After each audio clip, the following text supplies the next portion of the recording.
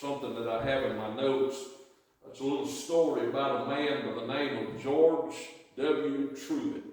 He was a long-time pastor many years ago in the First Baptist Church in Dallas, Texas, way back there.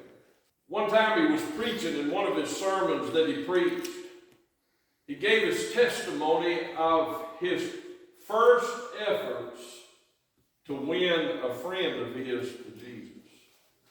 They were in a revival meeting, and the preacher was coming over to the school every day and speaking.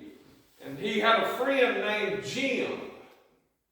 And he and Jim went to the services one night. George Truett, just a young Christian, didn't know how to witness or anything, but he had a burden for his friend. So he said to his friend, Jim, let's go tonight. He said, I'll walk down the aisle with you. He said, Jim, give your life to Christ tonight. And Jim said, I can't do it tonight, George. Let me off tonight. If I still feel this way, I'll do it tomorrow night.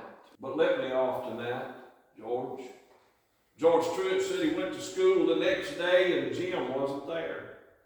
He said he didn't think a whole lot about it. He went to school the next day and Jim wasn't there. So he went over to Jim's house, and when he got over there, Jim's mother said to him, haven't you heard?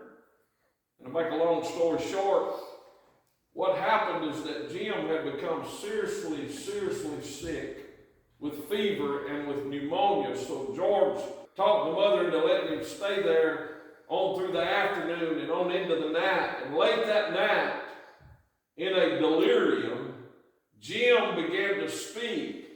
And here's what Jim was saying in his delirium. He was saying, not tonight, George. Let me off. If I feel this way tomorrow night, I'll do it tomorrow night, but let me off tonight, George. And that's the way he went out to meet God.